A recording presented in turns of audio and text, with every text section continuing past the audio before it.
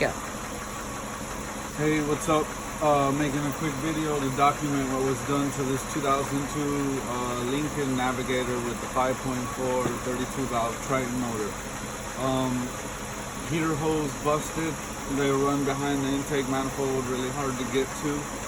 So to disconnect it from the firewall and replace that and repair it correctly, you'd be removing the whole intake manifold. It's a lot of labor. So we're cheating, doing a shortcut. We live in Florida. This is the Sunshine State, y'all. We don't need a heater. Sorry to rub it in your face if you live up north, but we never use our heaters down here. Gotta have that AC though. AC is like, if your brakes fixed, if your brakes need fixed, or your AC needs fixed, you fix your AC in Florida, not your brakes. You pop the e-brake, but have some AC. Anyways, moving on. We don't need a heater, so we cheated. If my lovely camera girl will follow me over here, I'm gonna shine the light at what I want you to put the camera on. If you look down here, you see where that clamp is that I'm shining on? That is the lower hose that was attached over here. I have it tucked away.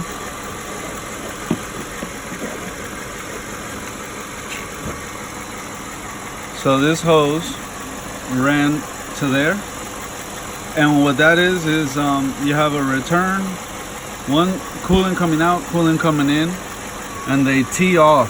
They have these, you can bring the camera over here so they can see the tee. You see the hose going down here that I'm pointing at? I think we should. And you see that hose right there going down? That hose is going down the frame of the car to the back for the heater element for the rear heat.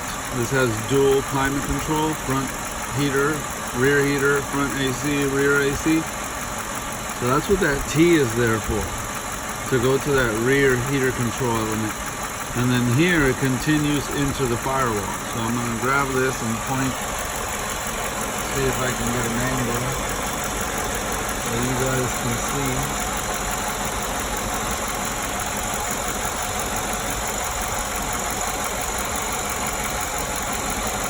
It runs back that way into the firewall. So then the other one that broke, I'm not gonna pull out because I got it tucked away, but I'll see if I can show it to you. I'm shining the light on it right there.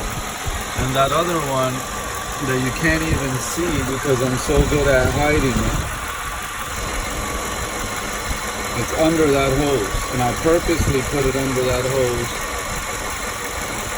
and so you can't see it. Nobody even knows that hose is still there. It's hidden under the AC hose and this other hose here. If you look from over here, let me see the keen eye. There you go. There's the keen eye looking at it. You see that cut up hose that I'm shining on under there, right there? That's the T hose. So that same T hose had the extra piece of hose like this one does, and I cut it and I bend it. I'm gonna have you hold this again so I can use both hands. So there's a little bit of a kink right here. See that kink? And it's hot and I don't want to touch it too much, so I'm going to grab this rag without it getting caught up in the fan. It's about to start blowing in a minute. And so this hose shouldn't have this kink right here. There's still coolant flowing through there, don't get me wrong, but it's not 100% permanent. It's enough, it's a gentle kink. It's not an aggressive kink, but there is a kink there. So I took an extra piece of hose to get my diameter correct, and I'm going to go to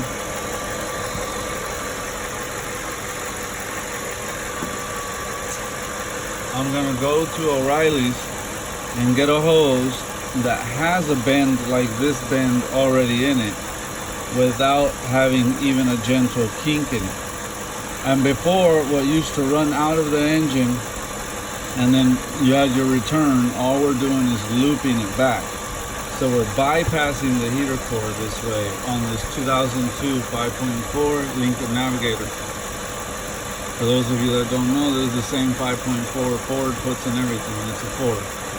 Anyway, so we're gonna get the right hose to where it won't have even a gentle kink in it. And then that'll be done, that'll be permanent. We won't mess with that again, we'll never try to fix that. That'll stay like that from here to Kingdom Come. So anyways, just wanted to show y'all the quick repair. Again, this hose, I'm going to tuck away because we don't want to make people paranoid saying, hey, what's up with that hose that's not connected? So we're just tucking it out of the way. I tucked it that way because I still wanted access to the transmission dipstick over here. I zip tied it up out of the way. Zip tied a few other things that were, got another zip tie over here. These things were resting, if you point down here at the engine, these things were resting on the valve cover and getting hot. So now, as you can see, I have nothing resting on the valve cover. Lifted everything up off of the valve cover, so nothing is resting on top of the valve cover. Everything's been lifted, zipped up, and out of the way. So we're watching the temperature several different ways. We have a temperature reading over here, as you can see, of 171. And then I'm also checking the actual temperature with this. And this will tell me the actual temperature of this exact hose, of what's going through this hose. You see that infrared dot on the hose right there? So the hose is bouncing in between the upper 150 Fahrenheit, there we go, and 160s. And the car's at 171. So this way I know at the kink, where the kink is at the hose, the little mini kink, I know exactly what the temperature is passing through that kink. And I'm watching to see how hot it'll get.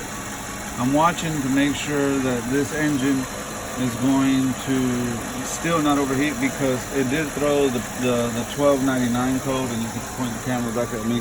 The 1299 code is not a common code. I rarely see it.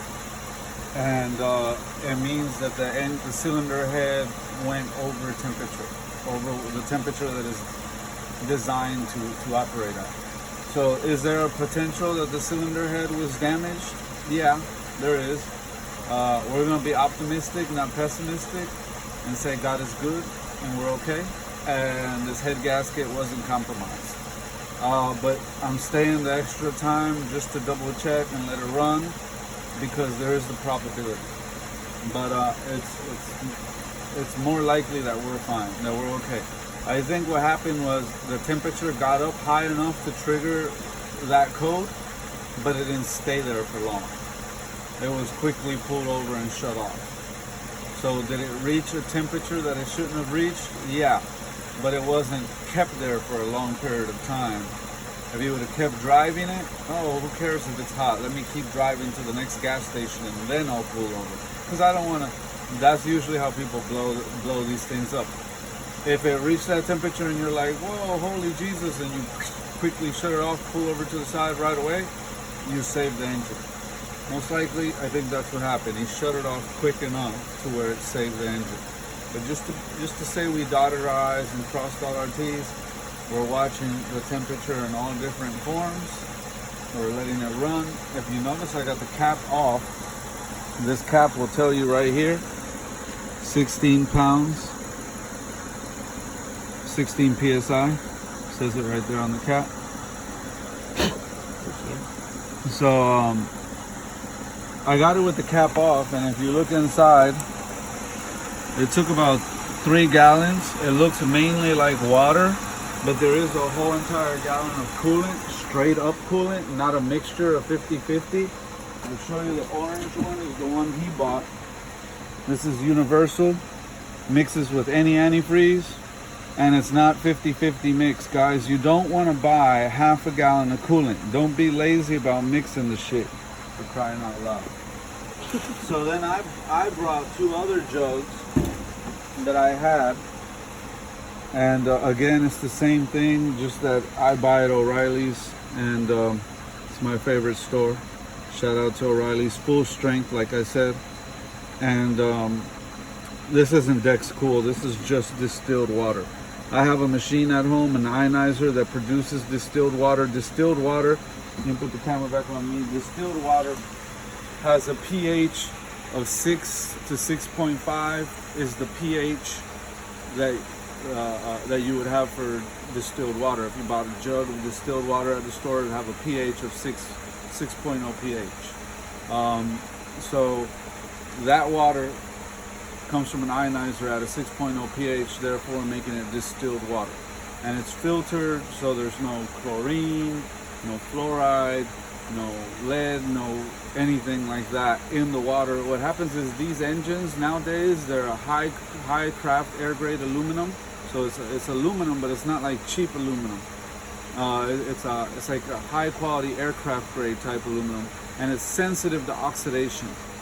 So when you use water from the water hose, it'll oxidize the inside, all the galleyways where the water's supposed to flow through. You get oxidation built up, sediments create blockage over time. That's why you don't want to use that water, because you're introducing all the chemicals in your water hose into your engine. So you're not going to want to use even your tap water from the kitchen sink, because we know even that has chlorine, fluoride, things like that floating in your water. And I don't want to get too crazy into the chemistry and science aspect of it, but chlorine isn't meant to boil, neither is fluoride, and that's what happens when you put it in the engine. It'll boil, and it'll eat up gaskets, it'll do a lot of other detrimental things over an extended period of time if you keep always just adding kitchen water and every kind of. So go to your Publix if you don't have a machine like I do to make distilled water, and get yourself distilled water. Only put distilled water in your engine. This one took 1 gallon of full coolant, full strength coolant, and it was bone empty. There was nothing to leak out of it. It leaked everything out when the hose busted, and it took 2 more gallons of distilled water. Technically, we would have wanted a gallon and another half a gallon of coolant, and then another gallon and a half of distilled water. I hear the fan kicking on as I'm recording, and I want to register what temperature. I'm going blind and I can't see. 172. So at 172, that temperature is kicking on. That fan is kicking on. And this hose, when that's at 172, this hose is giving me 155-ish, 150 to 155-ish. So that's about as hot as that fan is going to let that hose get. And the kink lets me know that even with that kink, we still have some flow, because I can feel when I squeeze where the kink is, I can feel the flow. You're not going to see it in the video, but I can feel the flow of coolant, the pressure as it's flowing through. So it's a slight kink, but there's still good flow through it. And now you're going to, I don't know if you can hear in the video, the fan cycled on to high. We're going to watch at 171, the fan went on. So now we've dropped down to 167. And I'm guessing somewhere around 164, 165, somewhere in the lower 160s, this thing is you're gonna hear the fan shut back off. So that'll let us know from what temps the fan is cycling on and off. It's important to know that the fan is cycling on and off, because that's confirming that the car didn't overheat because of failure in the fan circulation process. The fan will need to cycle on and then cycle back off and on, and these are things that we're letting it idle and confirm. We dropped down 165. This is a big engine, it's a big fan, big shroud. It's got a lot of air that it needs to move to keep this engine cool. Sounds pretty loud here in person. I don't know how well y'all can hear it. 163 now, y'all. 163.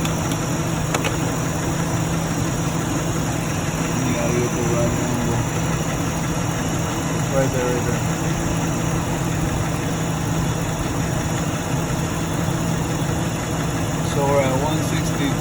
watching.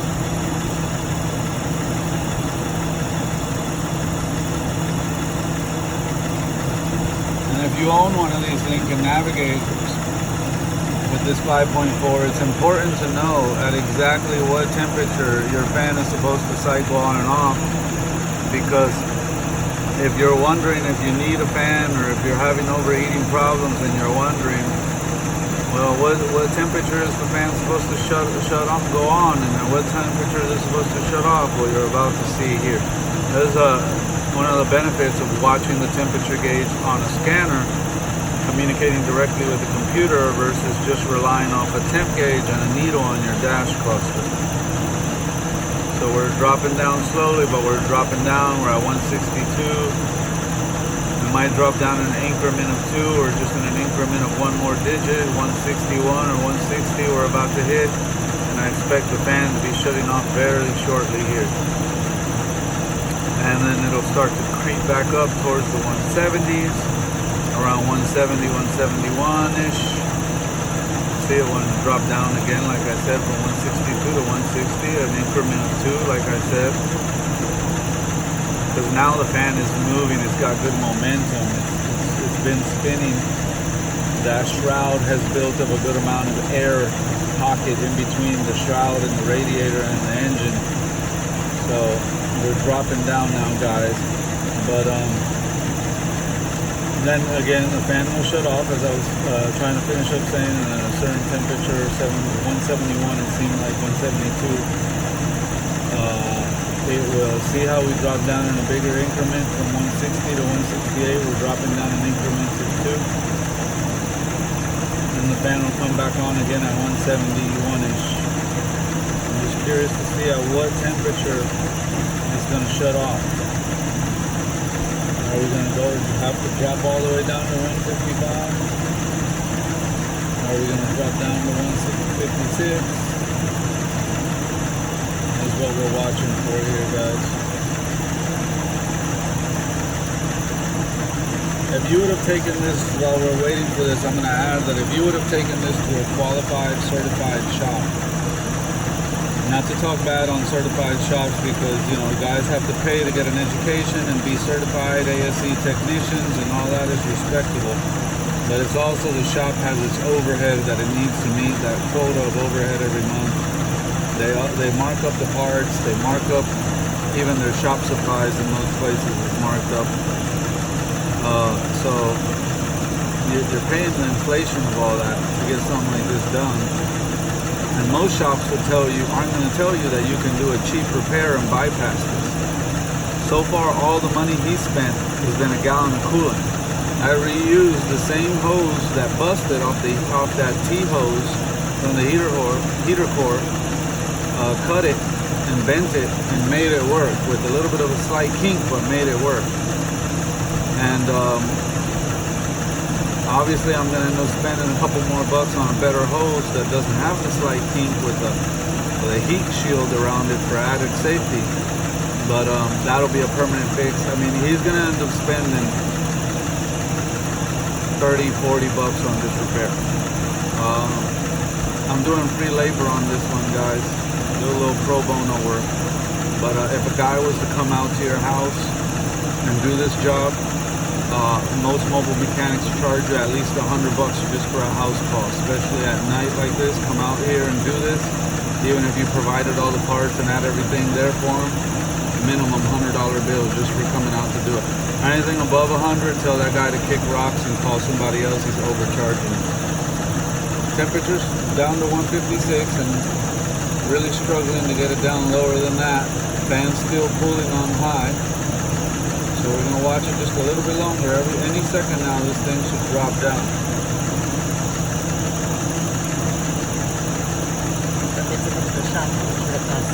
If they took it to a shop, I guarantee you're looking anywhere, depending on the integrity of the shop, the size of the shop, what kind of volume they're running. You know, does the shop, is it a 6-bay shop with a $80,000 overhead every month that needs to make at least $1,000 a day on every lift, or is it a small mom and pop shop?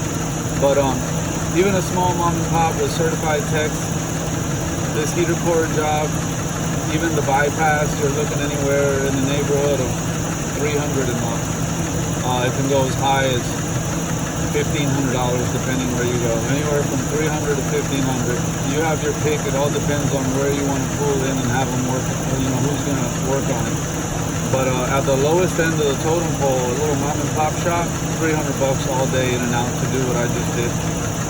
So it saves money sometimes to have somebody mobile. When you have somebody mobile come out, make sure they're qualified, make sure they have the right equipment, make sure they come well recommended. I tell people all the time, my reputation is what makes it my living, not my certification or my tools. I really value my certification, but I value my reputation way more. Do right by people and people will do right by you. They will grow that reputation to a point where you'll never have to worry about money again. You'll never lack for customers. So make sure you get somebody that comes highly recommended, good solid reputation, somebody mobile, can come out, be honest, but also qualified. We're stuck at 156, y'all. And I'm a talker, I can talk y'all's ear off, but gee whiz, this thing ain't dropping down.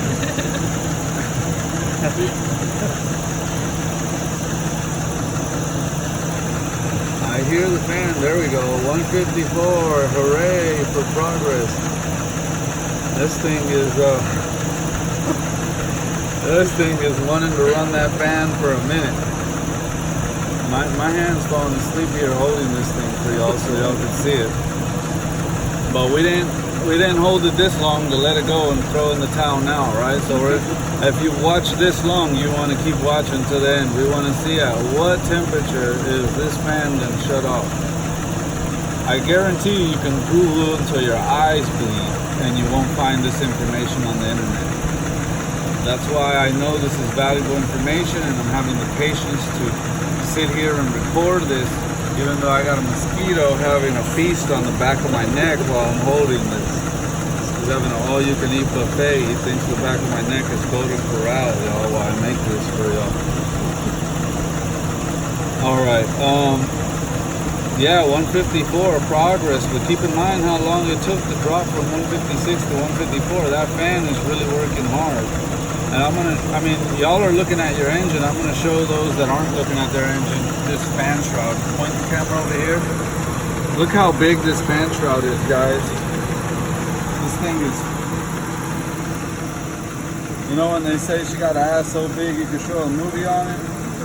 There's a big booty fan shroud, massive. So that's a big fan. It's got a lot of air centered there. As wide as it is, it's got a small opening, so there's a lot of air concentrated. This is a pretty big radiator. It's a 2-core radiator from factory. Most people have to pay for an aftermarket 2-core radiator. These engines run so hot, such a big engine, that the factory put a 2-core radiator in here. A lot of guys that want to build like a race car, Ford, you know, take a Fox body, put a Windsor motor in it, they want to hop it up, go to the racetrack. They purposely find these Lincoln Navigators. When you give up and junk them, they go to the junkyard and say, is the radiator in it? Is the radiator? Because it's massive, y'all. Massive. And this radiator can really cool an engine. So it's a lot of air it's moving. We're still at 154. I'm going to check this hose over here. The hose is 137 inch, 140. Difference of about 10 degrees from what the computer registers to what this registers flowing through the hose. And at that temperature, I don't want to grab it with my hands. Duh. And don't be a dummy and grab this rag and go to grab it and have it get caught up in the fan. So leave the back of the rag extended just enough for you to grab. And I'm feeling for that kink in the hose on this backside that you see my finger rubbing. Now keep in mind, this wasn't a hose that was intended for this. We MacGyvered this. If I broke down, point this at me. If I broke down, if this was my truck and I'm on the expressway and I break down and I come out here and I'm like, holy Snickers, my heater hose tooted on me, right? So If I had even a small little tool pouch, a pair of scissors, anything to cut with, a flathead screwdriver to loosen, or a pair of pliers, because these clamps are the kind with pliers, to just get the clamps off and cut that hose, I would have been able to make this repair on the side of the road and just needed water to top off and keep going. Like, we're doing this in the driveway late night. This was done 100% MacGyver. Like, if he's watching my video, he'd be standing ovation right now.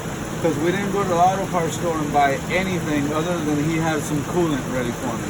And I brought water, and we could have done it with water and got ourselves home if we were on the side of the road.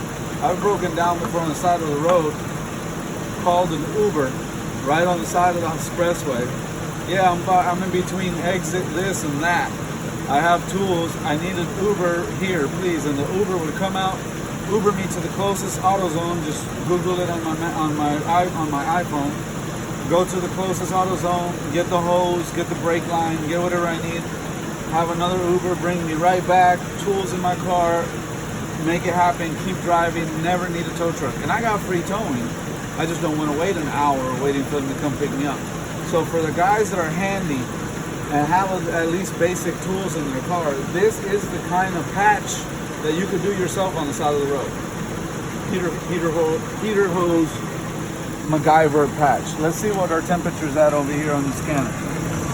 We are still, with all my yapping, we're still at 154. The fan isn't blowing as hard as it was earlier, but it's still blowing a pretty good amount. I'd like to see a little bit longer and see if it'll drop it down from 154 to 152. If it does, I'll be happy, and we'll cut the video there, guys. And for those of you that aren't as nitpicky as me and don't care if it drops down, thanks for watching. Don't be a dick. Give it a like, share it with somebody else that'll benefit. See if we can see this. Will we get the 152? Come on, 152, y'all. Is this fan capable of bringing it down to 152? Now keep in mind, these are temperatures sitting in the driveway still at idle. When you're driving this thing in bumper-to-bumper traffic, moving all that unsprung weight from a dead stop to a let's get up and go at every red light, and you got other cars in front of you blowing all their hot exhaust in your front grille, this temperature will run hotter than what you're watching on this gauge. But at idle, while you're testing in your driveway to see if you're able, oh, is that a 153? Oh, yo. We're bouncing in between that 153 and that 154, y'all. I don't think we're gonna get 152. We'd have to be here till the sun comes up for that. Can't do that. But we'll say she likes to run in between 153 and 171. That's your fan oscillation coming on and off, cycling. 153 and 171. So we're going to call the video there. Thank you everybody for being patient and watching. This is 2002 again, Lincoln Navigator, heater, hose, bypass. We live in Florida, too bad we get away with it. MacGyver rig for anybody in a jam, doesn't have moolah to go get it fixed. Watch the video, be patient, pay attention. This will get you back on the road. Till the next one. God bless. Peace.